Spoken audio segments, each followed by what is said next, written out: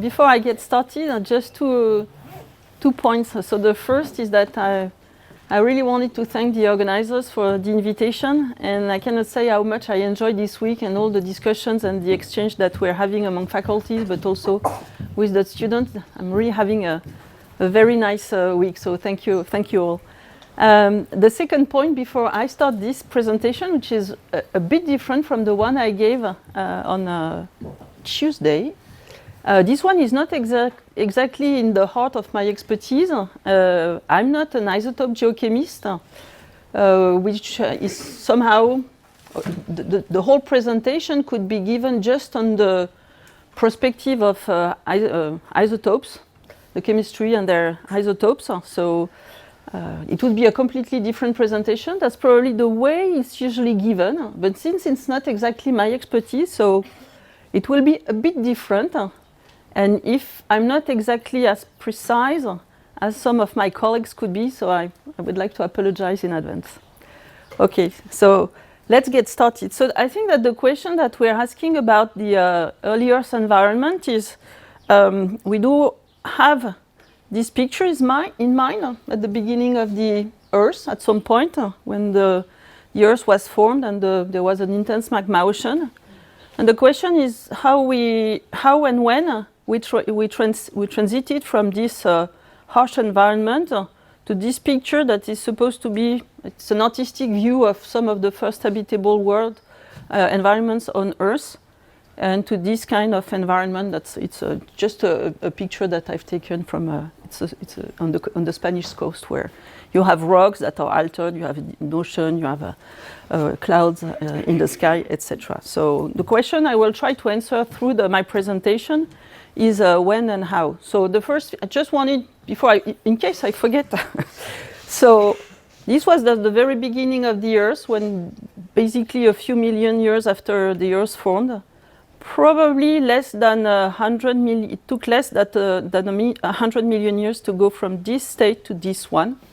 The exact timing could be a little debated if we go into the details of the different environments. Probably the stromatolites weren't there.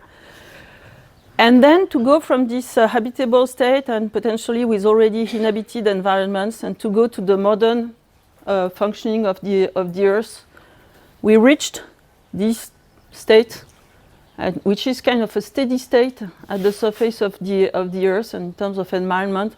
This probably happened around 2.7 billion years ago. The exact tectonic was established. It was not maybe 100%, but it was getting very close to the modern time. So we're starting here from the beginning of the Earth. There was soon the moon-forming impact, and we've talked about it. I will say a few words about other potential ocean vaporizing events. That's something that's debated. I will go through this time, etc. We'll talk about a number of these events, and I will stop somewhere at the end of the Archean. So there's a real challenge looking at the early environment of the Earth. Here, that's a map. It's a map of the outcrops where there are some crustal fragments outcropping. So you see, it's very slow. So it's very low surface coverage of the Earth. So this map shows in a dark orange the rocks. So this color here. So that's the rocks where you could find outcrops older than 3.6 billion years old. So it gets to so that's older than the Archean, and the lighter one, that's everything that's older than 2.5 billion years old. Okay. So this map will come regularly because I will point to the rocks or to the samples that I will describe. I need to go back before there's something I didn't discuss. So I will talk sometimes about the Hadean.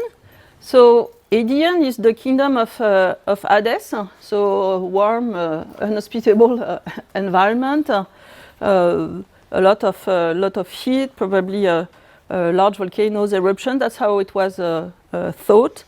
And so there's, in principle and by the definition of this Aeon, there is no rock that has been preserved.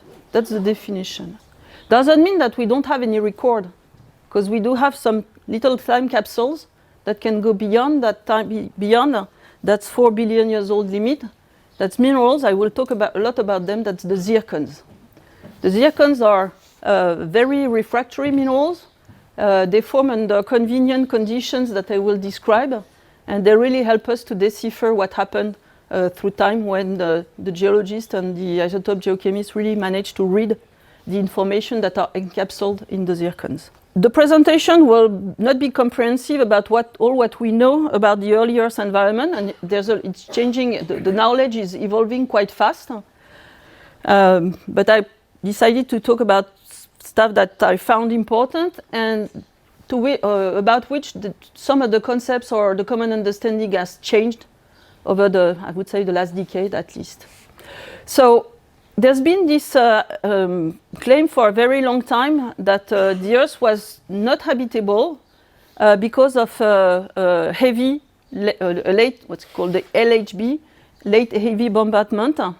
So after the moon forming impact, so claiming with the idea and because of the record on the moon, the record on the moon surface is here, that there was a large number of impacts that hit the Earth about 3.9 billion years ago, with a period of 20 to 200 million years. This means that if that theory or those observations on the moon can be exported to the Earth would have been quite inhospitable until that period of time. So the current understanding, because of the development of the NIS model, and we've heard about it during earlier this week, so I won't get back to it. So that actually questions a lot this late heavy bombardment. And currently, but that may change in the future, there's no real need to have this late heavy bombardment to explain all the observation on Earth and on the moon. So I'm not an expert, but that's what's currently admitted. Of course, this can be discussed, and maybe if you have another lecture next year or in 2 years about it, so that could change. There's also the question about the magma ocean that formed early on the Earth, that allowed also the crystallization of the core, so the segregation of the Earth's core and later the crystallization of the core. So there is an important aspect. What's the duration of this magma ocean? It's not quite clear, and I've been reading some of the latest literature this week, and sometimes in the literature it's due to some different kinds of observations.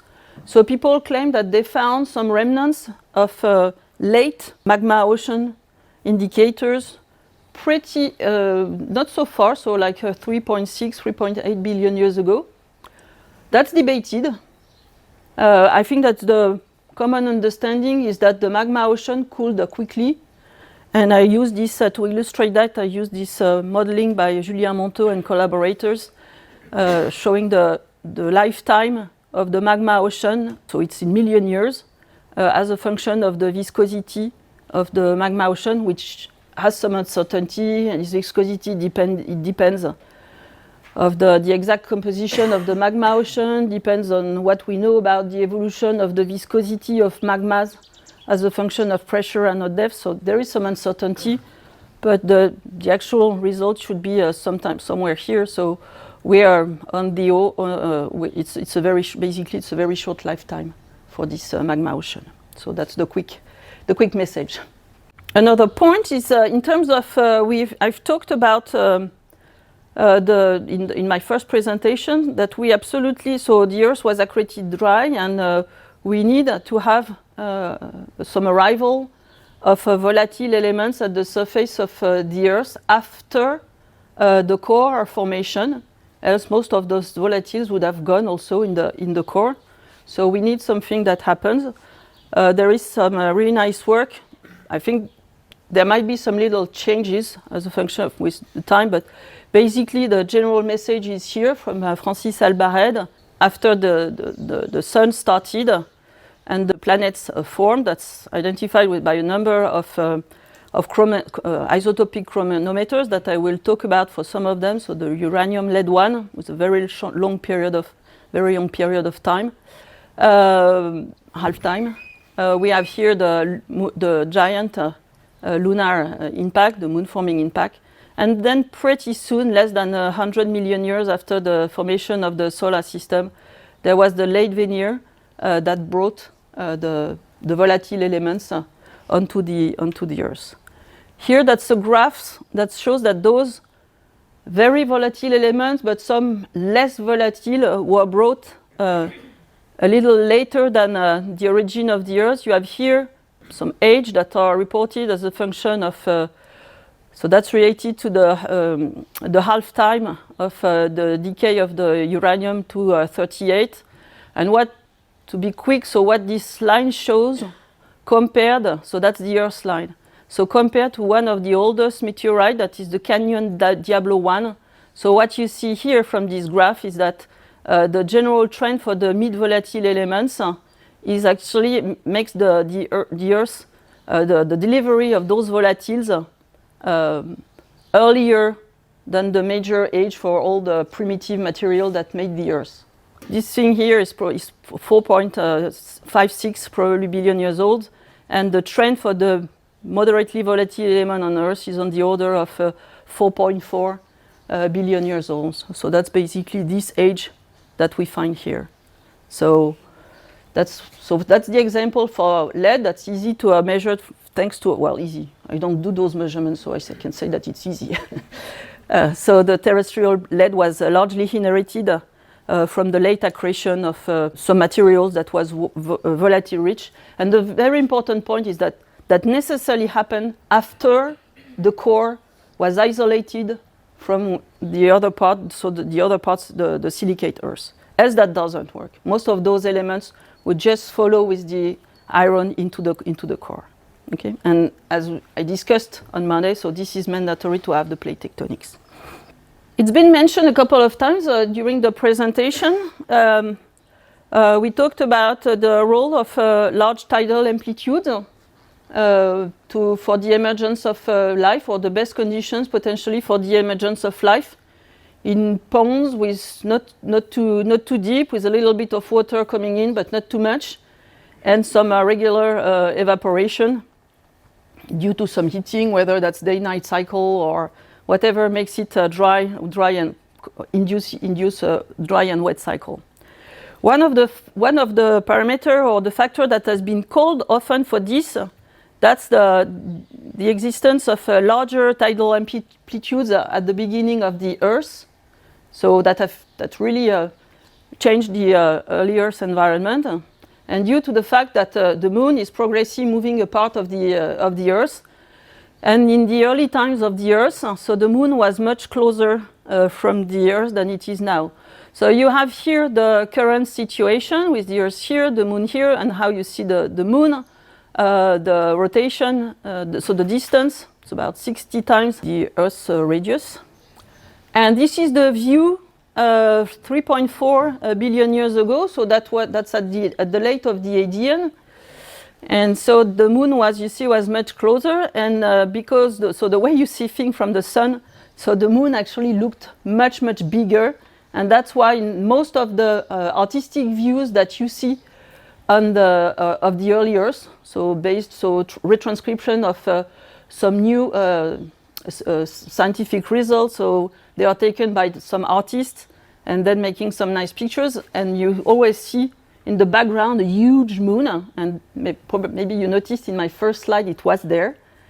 So that's due to this effect. The moon was much closer than so it was about 3 times larger in the sky than it is today.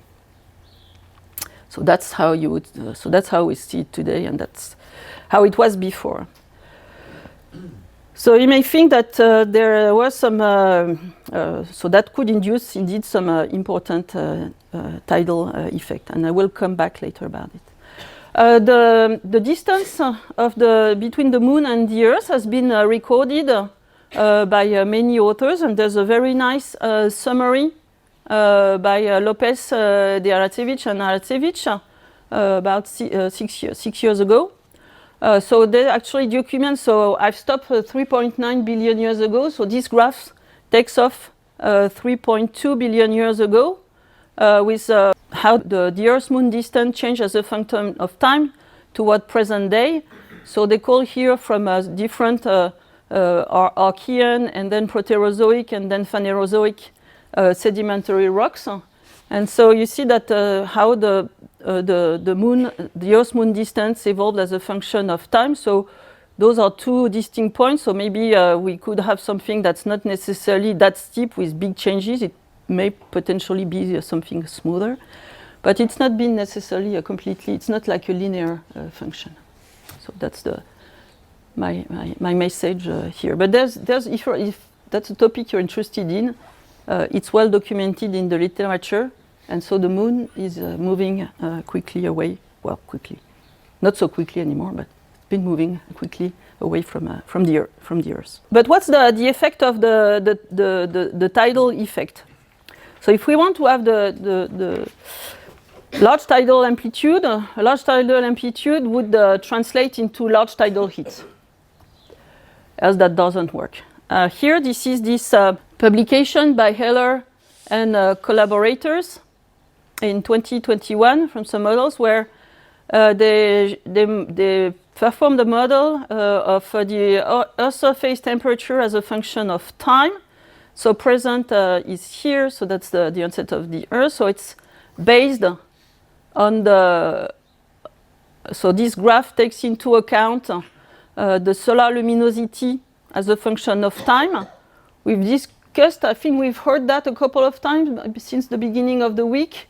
So the sun was probably much fainter at the beginning. So that's a model here that shows that as a function of time. So solar luminosity as percent of today as a function of time. So we start, where do we start here? A good question. Oh, time before present. So time before present. So we start, so that's the beginning of the Earth. It goes to today. And so you see that the sun at the beginning was not as tough as it used to be. So they took that into account plus some other parameters here and calculate so the Earth's surface temperature. So they make some assumptions about the composition of the atmosphere, but very minimal one. And model so the Earth's temperature. So you have here the base of the sun insolation. And you have here what would the Fenn-Jackson paradox, and so how much you have to put to reach a temperature of 0 degrees Celsius, at least that you have liquid water at the surface of the Earth. And here, so that's the age of the moon forming impact, and that's the kind of tidal heat that could be obtained when the moon was close enough from the Earth. So you see that it's actually not that much. So in any case, it's going to be enough to solve the Fenn-Jackson paradox. So you need, well, that shows that quite some large amount of greenhouse gas is needed in the atmosphere to achieve some liquid water early at the surface of the Earth. And we'll see that we do have evidence for that later. So this question about the role and the importance of tidal effects at the beginning of the Earth and how important this could be for the emergence of life in those warm little pounds that would undergo a dry and white cycle. I think that's something that we should all consider very seriously and not take it for granted. So now I will go to some of the oldest geological record that we have, and in many of the next slides, I will talk here about a locality here that's called the Jack Hills, and the Jack Hills, that's where we do find the oldest zircons at the surface of the Earth being preserved, and we've learned a lot by analyzing those little minerals, trying to get them to tell us as much as they had in their core. So here you have this picture in false color of the oldest zircon on Earth. So this the size of this mineral is about 200 micron in size. So it's a very small time capsule that we are trying to decipher. So what's important to see, so the zircon is a very refractory mineral. It has also it's almost indestructible. So it will, it will survive. It forms at quite high temperature and can go into various petrological events, can survive even some magmatism, some metamorphism, can be transported in sediments. So there might be some resets eventually, but it retains a lot of information. Sometimes you see here you have the zircon here, so it's how the age is obtained. It's obtained by uranium lead isotopes geochronology using ion mass spectroscopy. Most of it was performed in most of those early measurements were done with the SIMS in Australia. There's a very large facility also that does those measurements at the University of California, Los Angeles. And now, so there are also some other techniques to do those measurements. What you see here, so that's the oldest age that's been measured. So it's one of the corner of the mineral. But some of the ages are different. So there's no way you can give a single age for a zircon. A zircon has a very, you may think that your history is complex and your life is tough and you have a lot of things going on, even if you're young. So this guy is 4.4 billion years old and has seen hundreds of events that are recorded. And as a function of time, the higher our technical capabilities give us the ability to go with very small resolution. So regarding to a micron or submicron, the more we learn about the detailed history of those zircons. So here there's a core, there's another rim here. You do have quartz inclusions. And that's something, the quartz inclusion, that's something that is very important. The quartz indicates that this zircon, so there are not many different ways to make quartz at the surface of the Earth at this period of time. You need to have some magmatic process that are very close to the one we know right now, at present day. The quartz, the juvenile quartz, they are made into when granites formed. So that happens basically in the tectonic cycle. So you may make some fresh new ones in subduction zones given some recycling in the former crust, etc. But you need to have some magmatism. So, and to make this magmatism, that's the same. So there's a very strong requirement to have magmatism on a planet like this, like the Earth, and this was the case also on Jupiter, and it's been the case also on Mars. You need to have water involved to make the magmatism. Because if you don't have water in the mantle at the surface, you won't get some materials to get back down in the Earth, so kind of subduction zones. At that time, it had nothing to do with subduction zones. Potentially, it was just blobs that were going down. But you needed to bring some water with you, some liquid water, to make those zircons. You need that kind of magmatism. There's no other way to do it. So this was potentially an indication that there was some liquid water already at the surface of the Earth 4.4 billion years ago. The exact age of the zircon, maybe I have it later in the slide, but yes, it's here. So in the very popular figure that you see in many books or on the web, so it has exactly those age. It's a very popular one. John Valley has been kind to propagate this nice picture.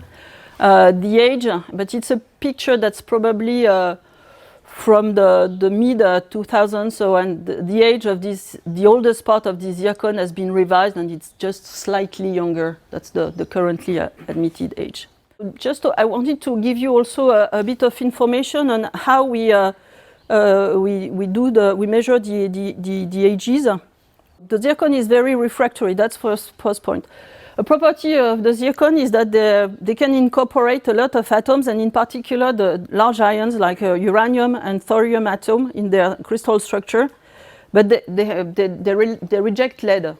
So which means that at the beginning when they form, they have a very large pool of uranium and thorium, no lead, and so it's easy after that to measure the uranium over lead ratio and to know what the age of those zircon. So the way it's represented, and you may see a couple of those graphs in the literature. So that's how the age is measured on the zircon. So you have this lead over uranium, so 206 lead over 238 uranium as a function of 235 uranium. And there is on Earth, so there is that's the general trend for the Earth. It's called the Concordia. So that's this general curve. When the isotope geochemists measure those isotopic ratio in the samples, it's tough actually to dissolve zircon, so that's why a lot of it is done using isotopes, but then there are ways to dissolve it. So here, so the age that you measure are represented here by those small ellipses. And you get a first intercept between the range that you're measuring in the samples and what's called the Concordia, so that represents the lead-uranium ratio through time. The intersection here indicates where the zircon closed isotopically. Then you may have some other dates, depending on where you're looking at the samples.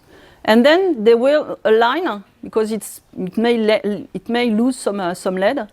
And then there's a second intercept here, closer from present day. And this lower intercept of the chord is when the zircon, so the most recent time where the zircon have lost lead through time. So that's the origin, and that's the last time it reacted. So we usually, most of the age that I will show, they are located here if they're not measured by another chronological method. There's still a bit of uncertainty, and since we really want to go in details on how the surface of the Earth and the environments evolved very early on, so there's a really huge effort over at least 20 years or more than 20 years to refine these ages. So here that's a paper that uses another datation method, so the lead-lead isotopes. The advantage of this method, I think it requires to dissolve the zircon though. This method is insensitive to the recent loss of uranium and even lead, because it will never change the isotopic ratio of lead. If there's an event or a process on Earth that does change element concentration or element ratios, that it's due to their electronic property, their redox state, their affinity toward other ions or minerals or magmas, whatever, but it does not work on the same element. So the lead-lead ratio do not work, do not change as a function of time, so it's independent. So here it's a large compilation. So Francis Albared and Janne Blikkertoft worked a lot on this. So that's a large compilation of zircon that has been measured, which age has been measured through this lead-lead age.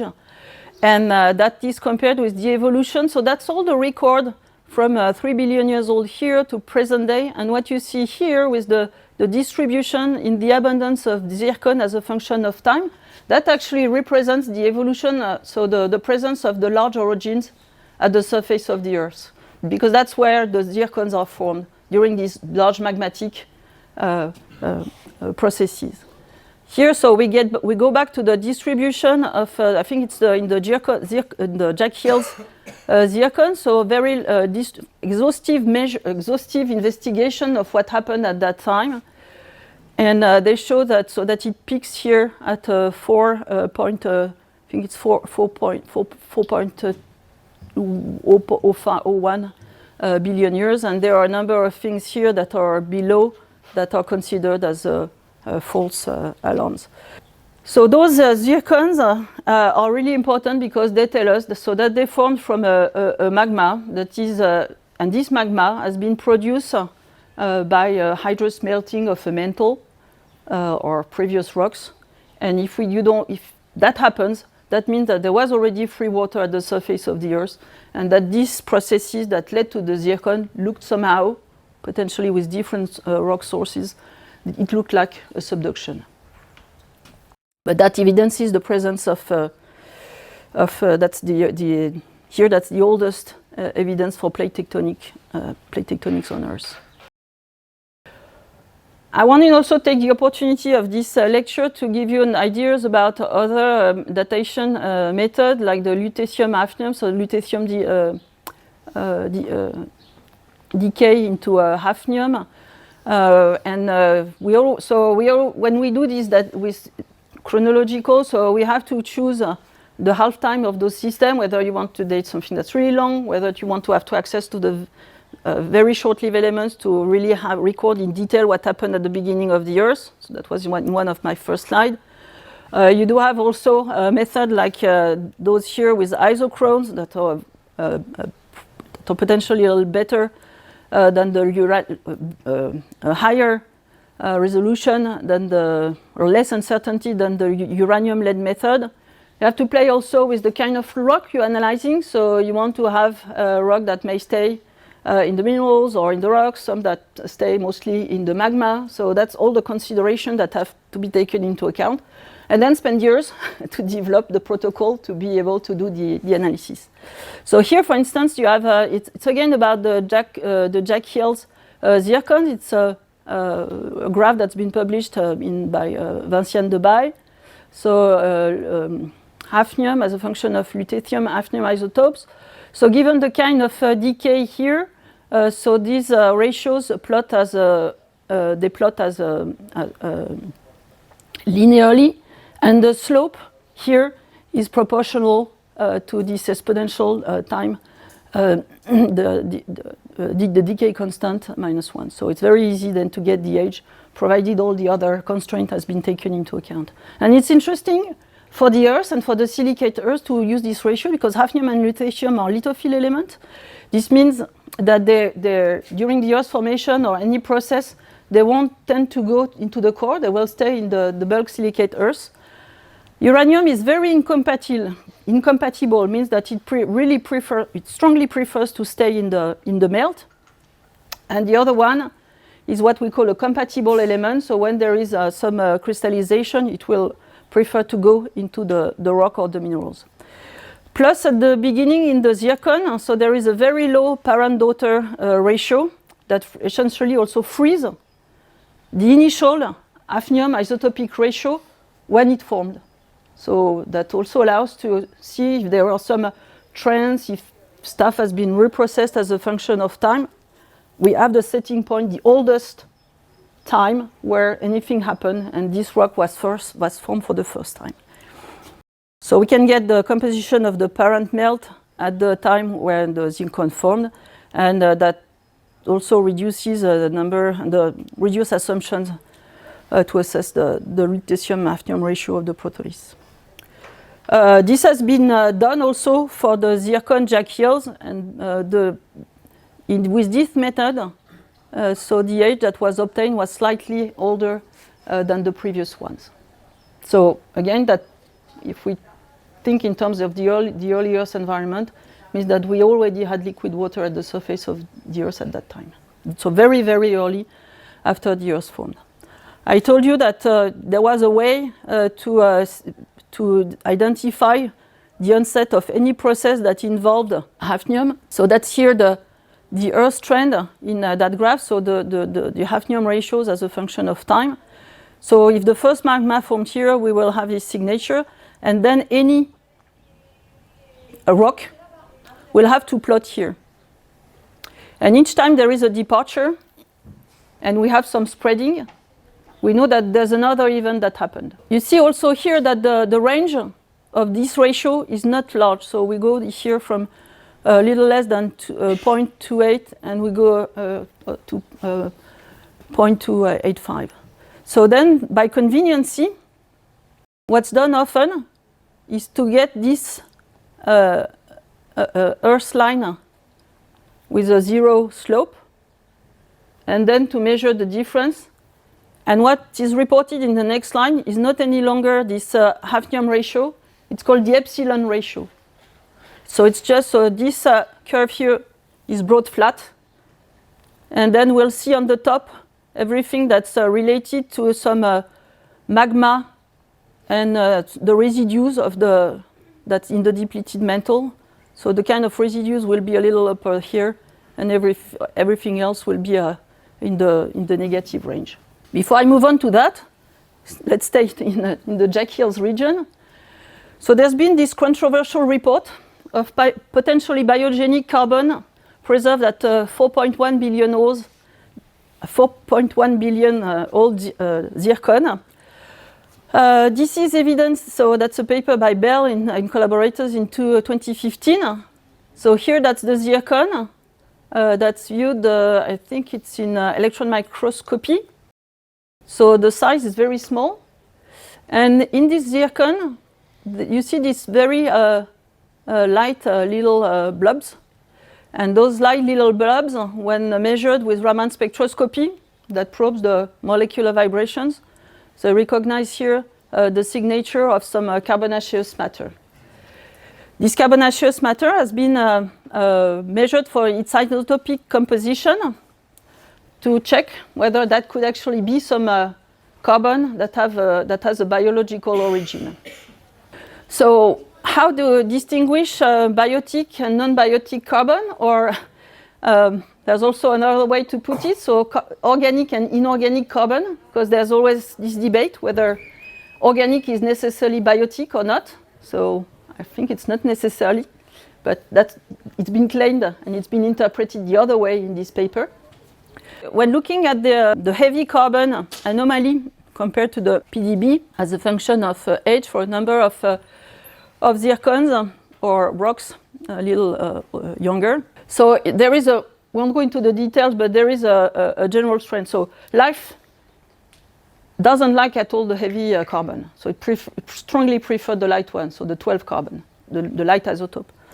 So the organic process also tend to be negative. So the inorganic carbon, like carbonates and other carbon-bearing minerals, inorganic, they will be enriched in the light isotope or less depleted in the heavy one if you want.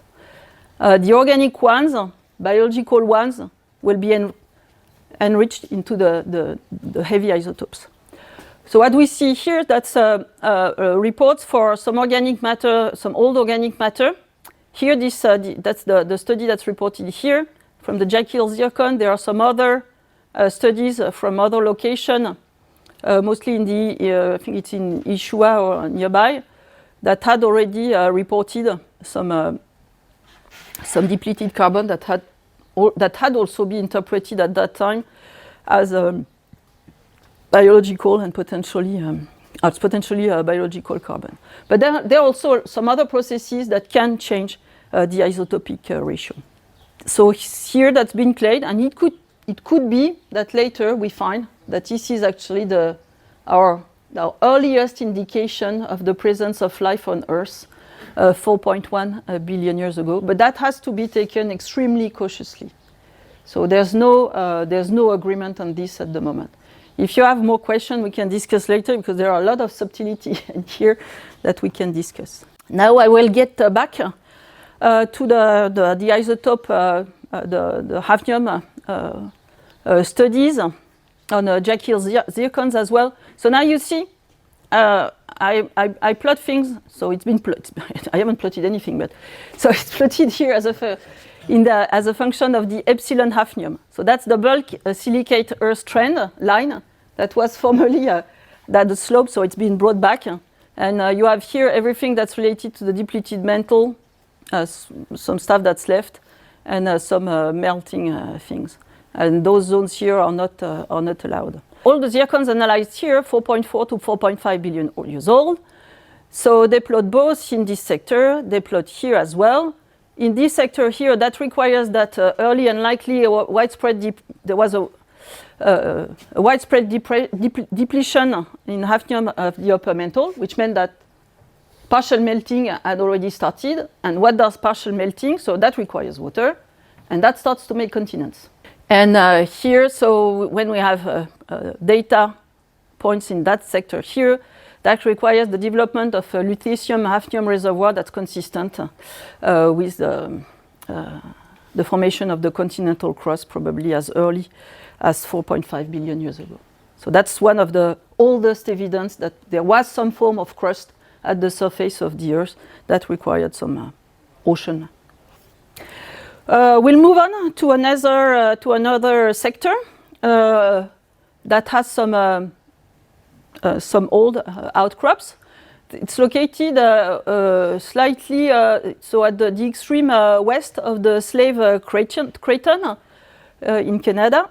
So we are moving now from a realm where we didn't have any rock, we only had those minerals, and here that's where you find the oldest rocks at the surface of the Earth.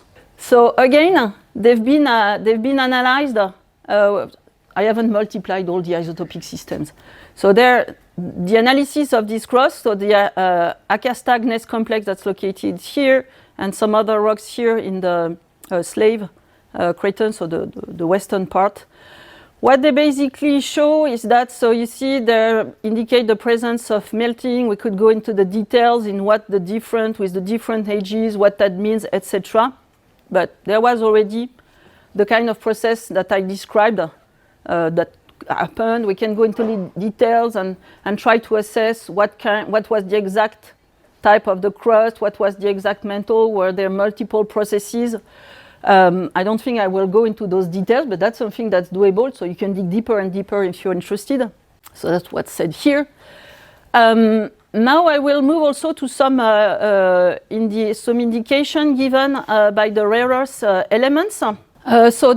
We have the most ancient rock that are here in yellow, the slightly younger one in blue. And what we see with those rocks, you see that they have, so we have the yellow, we have the blue, we have this purple one, and we have this black one here that I will try to describe. So you have the heavy rare earth element, and you have the light ones here. You see that the oldest samples that are in yellow here are consistent with what we know with some type of rocks that's called the tonalites. And that's important. I will describe that a little later. It's the way they form. And that brings me also to describe some of the work to which our colleague Hervé Martin has been a pioneer. And Hervé has been really instrumental in the development of the red since the very beginning, I think. And if you have questions, you can also ask Muriel. But it was a very lovely man. I had him as a teacher, and I really always learned a lot from him. And he was also a very wonderful person. Here we go back. So we have this oldest work. We have what's called with the tonalites, and then we have what happens later as a function of time, and we have this typical Archean continental crust that's called the TTG. I will describe what they are in a few minutes. So it's tonalite, trondhjemite, granulite kind of rocks. Basically, what this graph tells us is that for the oldest rock, they have this kind of flat pattern and some strong europium, negative europium anomalies that are typical of the first Earth. And then after that, when we go to some younger rocks, so the blue one, and they have a flat pattern. When we go to younger one, there is this enrichment here and a lighter so depletion here, and it's compared to the chondrites. And these latest trends are very similar to what we have for the Archean continental crust that is a little better exposed and been analyzed by Hervé Martin, his student, Jean-François Moyen, and others. And that requires some specific kind of melting, requires a hot geothermal gradient, and also requires some water. For this kind of rocks, at first order, there is a present-day analog that's located on the southwest coast of South America, and that implies actually that there is a kind of subduction, and the subduction is hot enough, and there is enough water, and that's actually the crust, the crust of the downgoing slabs that melts. So that's really, and that's the unique place on the Earth right now at present day. So that's something that was a lot more abundant at that time. So it was When we're talking about subduction at that time, so that brings me to mention that it was something a bit different than what we are used to now. If we look also at those zircons, basically from the Adian to 8 Archean, etc., all the rocks that are recorded, you see that there is a reference for the mantle zircon in terms of their signature in the heavy oxygen isotope. All the rocks, they go from, they display oxygen anomalies that are spread between the mantle signature and some, what we call this blue line here, the supracrustal signature. And this supracrustal signature, it requires that there is water at the surface of the Earth. So even if we're going, so this graph is not exactly accurate in terms of the dates, etc., and the samples, but that's to give you an idea. It's a simpler one. So since the very beginning here, we do have ratios that testify for the presence of liquid water. Now I will expand a little more on the TTGs from a location that's in the southwestern side of Greenland. It's called Itsak. It's the TTG. There's a TTG complex. So tonalite, trongenite, granodiorite. You have here a typical example of such a TTG. So the gray here, the gray layer, they are the tonalites. Those are potassium pore intrusive rocks, some kind of granitites, so the tonalites. And the white here, that's some granites.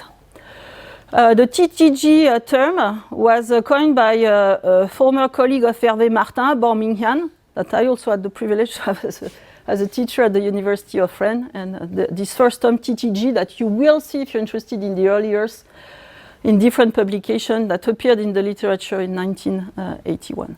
So you see here from that rock, so again, all the way, so a couple of zircons here that are described, and the holes that were made by seams to do to put some ages on those processes. It was to show you how those rock actually look like. So the TTGs are known to be substantially, they have this characteristic in terms of how they're looking. They contain a lot of old zircons, of course. And practically we consider them as the result of the melting of hydrated mafic crust in a zone where there is a garnet left into what's left after the melting. So not too deep. So they are known also to be substantially enriched in very incompatible elements. That's a characteristic that's inherited from the extreme differentiation of the magma ocean in the presence of garnet. So you have here, so that's for the, I think I said mistake, so that's the light rare elements here, and that's the heavy one, so we're going to have to correct that. So that's a typical trend in rare earth elements for the TTGs with high, so very steep slope with high light rare earth elements and low heavy rare earth elements. They don't necessarily show an anomaly in europium, and they have a very low, so the europium is here, so there's no anomaly. The anomaly here is in titanium.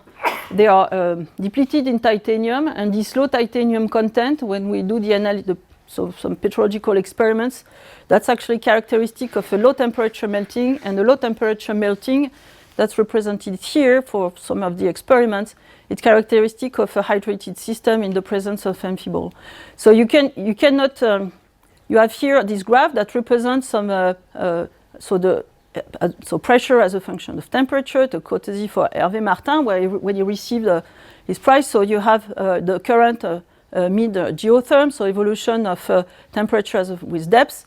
You have the Archean geotherm that was hotter, because the Earth was hotter at the beginning due to the initial accretion and the decay of the short-lived elements. You have a number of graphs here. You have those two green lines that are important. This zone is the breakdown of the hydrous minerals. You have two yellow lines that are, you see, a very different shape. That's how the mantle would melt in case it didn't, or the rocks would melt in case they didn't have any water. It's the shape that they would have if they have water. So you see that when there is water and the geotherm is high, so it's very easy to enter the melting zone in this kind of region, so kind of low temperature, below 800 degrees C, and very low in depth, a couple tens of kilometers. That's the model for the formation of the TTGs, and this model is due to Hervé Martin. So that's so also in terms of mineralogical composition, I said that those rocks, they had this characteristic of being poor in potassium. So you see here you have the feldspar, so anorthitic, so that's rich in calcium and aluminum. So you have the orthos here that's rich in potassium, and this one is rich in sodium. So you see that all the TTGs, whether that's tonalite, trondhjemite, or granitoids, they plot on this plot, so they are depleted in potassium. And they are signature of that kind of process that only happens if there is the hydrous melting of the rocks. That's how. So thanks to all these information, so that's how the schematic model for the formation of the continental crust. And so the first one was probably made from some hydrous metals and made some TTG plutons. And then after that, so there was a further remelting and differentiation. So, and we can put some ages at different times. So the first one that described in this paper, it starts here, but we'll see that it's probably started a lot earlier, and then 3.6, and then we move on as a function of time. And as a function of time, we can remelt the most evoluted rocks, and we can make even more evoluted ones, richer in silica and more depleted in some elements that have characteristic. So that's the kind of rocks and how that work. Let's try to go back now to some larger numbers. So how the continental crust grew as a function of time. There's no 100% consensus on that. So earlier model had a very slow growth as a function of time. So it's normalized here to the current continental mass here, and that's as a function of time. We're here at the beginning of the Earth. And then most of the models now, they go to a very sharp increase of the continental crust very early on. Most of the reasonable models are in this brown shape, and they are consistent also with some actually original data from Armstrong in 1981. So it means that the continental growth, so it started very early and then built up actually very quickly, and the total amount of the crust, the continental crust that we do have at present day, was already there in the Eoarchean. So after that, it's been reprocessed. We can move on now to another location. So we are going to move. So we're traveling a bit here. So we are going now to Greenland, and we are going to some of the oldest rocks also on Earth that are located in Ishua. We're in Ishua, so I've talked a lot about granitoids and TTGs, etc. Here in Greenland, so we have some beautiful outcrops of a former ophiolitic sequence. So here that's a serpentine outcrop that's been taken by a dear collaborator of Francis Albaret Mini-Crozing. The samples are taken from this region here, where you do see a lot of these green colors that are typically so related to rocks that we would find currently in typical subduction zones. So they've been investigated, and in particular by Marie-Laure Pons.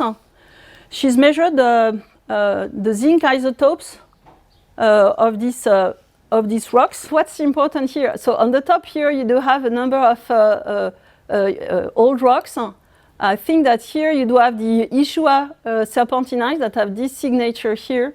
You do have, for comparison, some serpentinites from the deepest trench, subduction trench in the world, and the Mariana Trench of Japan coast. Then you do have the signature of a mid-oceanic ridge, of ophiolite, of some marine shells, of something else here that you can potentially read, some pebble nodules, and here the deep sea carbonates. What's really interesting is to see that these Ishua serpentinites, their signature is very closely related to the Mariana serpentinites, and there's no really other way to interpret it. The zinc isotope under those conditions and plus modeling, they show that they are actually a very good pH meter. So this signature here on this side is typical of very alkaline water. And if I wanted to give you a view of the environment that this issue assigned, like in the Mariana right now, it's typical of what we call the mold volcanoes serpentines. I've talked about it in my first slide, where some forms of life, deepest forms of life, could be present. Here, that's a picture of an active mud volcano at the bottom of the Mariana Trench, and that's a fossil one that's been sampled and observed and sampled by an IODP expedition a couple of years ago. So that's really characteristic with high pH, hydrothermal conditions, medium temperature, 100 to 300 degrees C. And those conditions, so that's high pH, it's also very conducive, reducing conditions. So that's also conditions that are very interesting so we've talked yesterday about the chemistry that is needed for abiotic reactions and potentially reactions that may form life. Under those conditions, they are optimal to make amino acids, for instance. Abiotic amino acid that works very well in those conditions. So that's in this former, so in Ishua. So Ishua is about 3.8 billion years old. So there was something that was very closely related to the Mariana system. In the Ishua rocks, there's been also potentially some biogenic carbon identified, 3.7 billion years old. So from the isotopic signature, so the light carbon signature, but also like the former samples, so trying to go into the samples, look for inclusions, do some infrared spectroscopy here with some different resolutions. And they didn't observe neither CH nor OH, but they've observed lots of those bonds that we've learned yesterday that are important in the abiotic, in all the first elements that could later form life. But again here, what's important to see is that it's been transformed by metamorphism, and now it's been more or less graphitized. So we still have some information on the bondings that were present in the organic matter, but whether we can claim that it's life or not, it's a big step. That if you want to publish a high profile, if you want to have a high profile publication, a lot of people are actually tempted to do it. So that's also one message for you. But there's a number of evidence, but there's no final answer right now, to be honest. Maybe, maybe not. But that could be. So maybe if we discover some new way of analyzing these samples, we may be on our way. So we do have crust. We know where it formed. We do have a lot of water at the surface of the Earth. We want to know when we had some continents emerge, some landmass at the surface of the Earth, and when was this subduction happened actually. Here, that's a paper that's been recently published, and that's very convenient. So it analyzes the barium concentration in some rocks of the oldest craton that actually have the property to track the onset of subduction zones. So the richness in barium is typical of TTGs, and it can be produced only in lower geothermal gradients with corresponding to some hot subduction zones, and that can be reasonably used as a proxy for the onset of subduction zones. So the example that I gave you previously has been sampled in the different cratons. So you see they are all here, and what you see is that the beginning of the subduction zone that is marked here by this little step occurs in different location in these different cratons. It transforms into global step changes, where you can say that potentially, so the subduction started at the surface of the Earth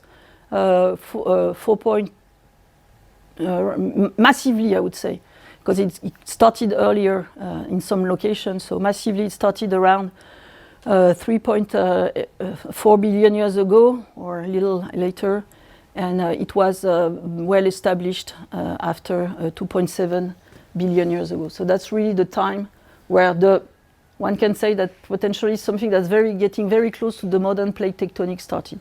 So there was this transition between 4 and 2.7 billion years ago.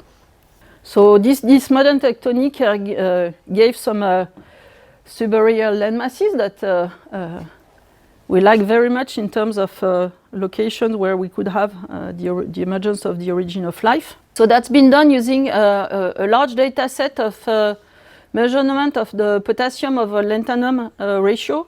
Lanthanum cannot be removed by erosion or interaction with superficial water, whereas that's the case of potassium. Potassium will just leave the rock, is water soluble, and will just leave the rock during weathering and alteration. What we see here from that record, so as a function of time, present day, AD and Archean limit, so you see that at the beginning, so there was little weathering until 3 billion years old, and then weathering started very intensively between 3 and 2.7 billion years ago, and then started more or less like it is now. That's also consistent with the signature in the strontium isotopic ratio of the sedimentary record that gives us access to the weathering in seawater. So here you have, in terms of strontium ratio as a function of time, so here that's the ADN Archean limit, and we go toward modern time. So that's the mental contribution. It's the signature of a number of rocks, and you see that all the ratios after 2.7 billion years old are pretty high. They really go further. That's the seawater evolution that makes the minimum. So we had at that time really in interaction, we had the signal into the seawater of this weathering.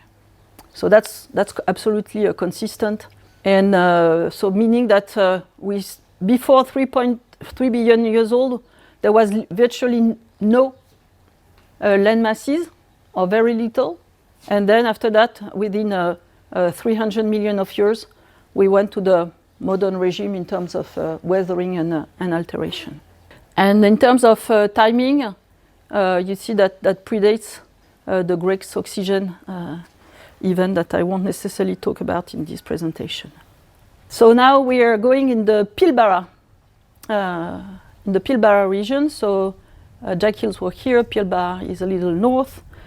This is a very recent paper that is very interesting. So Brenner and collaborators in 2020 managed to, in volcanic samples and basaltic samples, more precisely, of the former basaltic samples from the Pilbara cratons, so they've been metamorphosed, but they were able, so the magnetic field had already started on Earth, that's also a proof, but it started earlier than that. So they were actually able to retrieve the magnetic pole of those samples. Those samples were about 2.2 billion years old. And so they were able actually to see how they moved through time in terms of latitude, because the paleomagnetism, the intensity orientation, allows you to see how the continents moves, not in terms of longitude, but in terms of latitudes only. And what you can see here, so that's the evolution in these rocks, Pilbara and Cape Val, that's in South Africa. So the paleolatitude as a function of time for those samples. So what's really interesting is that starting around 3.3 billion years old, so you see that before that, that was a very mild velocity for plates, if there were plates there. But then from there on, you see that plates are moving with this kind of, so that's how they moved. And when we translate that in terms of plate velocities, so that translates into something for this zone here, that translates into something that's 2.5 plus minus 1 centimeter per year. And that's something that's very similar to the velocity of plates in the modern plate tectonics. So that's also another way, another element that works well in terms of the onset of the modern plate tectonics at that time. So here that's also another way to describe the time average per year in different locations, in different rocks. And I won't comment this one. We had modern plate tectonics. We have also, in another context, so we're getting, this is a worldwide analysis of the bending the bended iron formation. Here that's from South Africa, Barberton. This picture is a beef from 3.2 billion years old. And again, Pons and collaborators. So Marie-Laure gathered a lot of bended iron formation from all around the world. She did the zinc isotope analysis through time. So here we're at the Adian Archean limit, and we're going to modern time. And what you can see here is that as a function of time, there's been a very important change in terms of the isotopic ratio, the heavy zinc signature. So we go to less heavy and then heavier again towards a modern situation. So you see that in this range here, between 3 and so that ends at 2.7, and there's this big change here, and then go to 2.4, 2.7, 2.5 billion years old. There's been a huge change, and that changes here that goes toward modern time is consistent actually with changes in pH and other stuff. And the short message is that the signal shifts significantly between the time that I've just highlighted, and that's typical of the dissolution of the heavy zinc isotopes. And so that means that before 3 billion years old, we didn't have any exposed land. That started barely between 2.9 and 2.7 billion years. It became more important between 2.5 and 2.3, and then we reached the modern time very quickly. So there was already a lot of stuff there. The mass of the ocean, it's from serpentine in the Ishua supracrustal belt that I've already presented. So thanks to the isotopes, oxygen, hydrogen isotopes, Poppy and collaborators ended up with this kind of location for the Archean ocean 3.9 billion years ago. So we had an ocean that was between 1.5 and 1.8 times. It was, let's say, 100% the mass, 110% the mass of the present-day ocean. So well-developed ocean, a little more than we have before. This is also confirmed by a number of publications. So in terms of we have indications of the pH of the ocean that was slightly acidic. Right now, the mean pH is about 8 for the ocean. It was not so rich in sulfate. It barely contained oxidized nitrogen species, a bit of ammonia. It was, of course, because of the beef, it was rich in ferrous iron. The salinity here is written, so can go to 20 to 50 grams of salt per kilogram of water. So there's a debate whether it was a little more salty than present day. But the chlorinity was different from what we have before. It was probably more salty than it is at present day. So that's documented in a number of samples all around the world.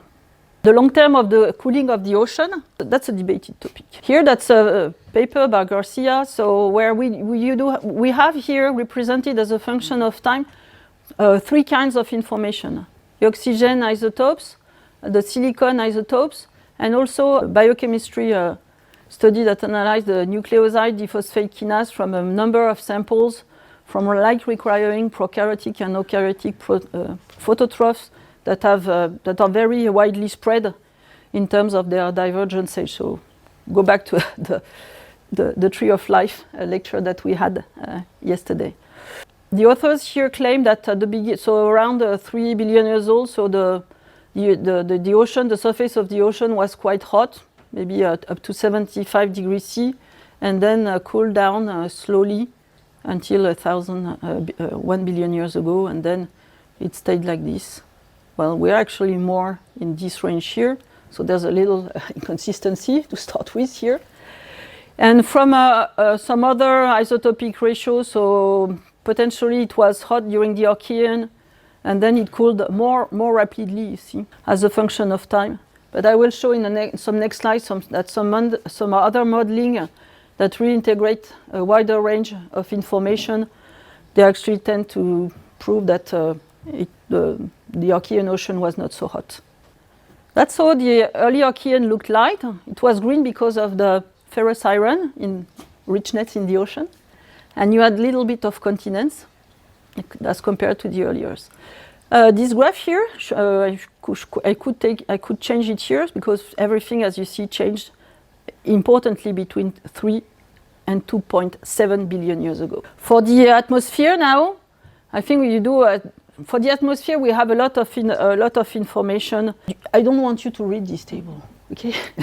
To be clear, it's just to show that there are a lot of bases for the different constraints that have been taken into the models, whether that's some former independent modeling, whether that's data in the samples, whether that's chemical measurements, whether that's isotopic measurements. So it's a really wide range of information that are integrated when we go to these kind of curves. So here, that's a representation of the atmospheric carbon dioxide as a function of time. So you have the Phanerozoic time and how that decreased as a function of time. So that was quite high at the beginning, and that's necessary actually to reconcile with the Fenton sun paradox. The atmospheric methane, this kind of curve, it has some constraints elsewhere. So that's how it looked like as a function of time. So it was pretty high, decreased steeply, and then moderately, and then there was this, of course, huge drop when there was the great oxygenation event.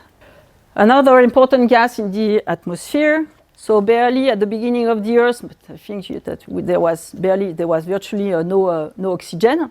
The partial pressure of nitrogen, however, can span quite a large scale.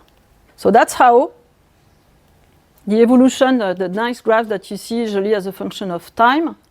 You have here the temperature of the atmosphere through time, and the partial pressure that goes to the present day atmosphere here with mostly nitrogen. So you can really see how these things evolve through time for the nitrogen that increased a little bit, for the carbon dioxide that decreased as a function of time. You have here the oxygen, of course, that rose about 2.5 billion years ago. That part here, I should emphasize that it's somehow debated. How overpressure that was, there is some debate here. And then you have the concentration in methane. So that brings me to some graphs or some schematics that were proposed by Nickant and Nisbet in 2012, comparing the Hadean Earth and the early Archean photosynthetic world. We have refined a number of those detailed in the environment, but basically that has not changed so much. We could discuss exactly the gas in the exact gas in the atmosphere, the temperature of the ocean, but that's basically how it was. And I was talking about, so now about the early Earth environment in terms of the ocean and the atmosphere. That's a very interesting work that's done by Charney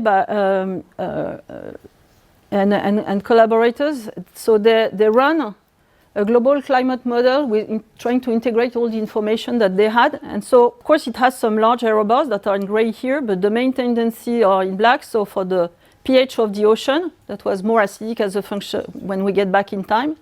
The atmospheric CO2, that is not so poorly constrained here.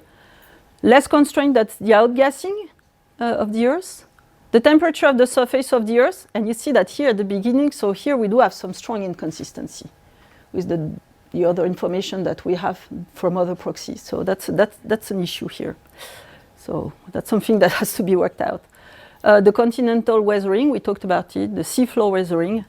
And so that's in this context, actually, that life emerged with potentially some forms of potentially here. Emmanuel Javot was even more optimistic than I am, more than 4.3 billion years ago in her presentation. But the oldest well-established traces of life in that context, from what we know, that's in the Dresser Formation in South Africa, and it's around 4.5 billion years old. And with that, I will stop here.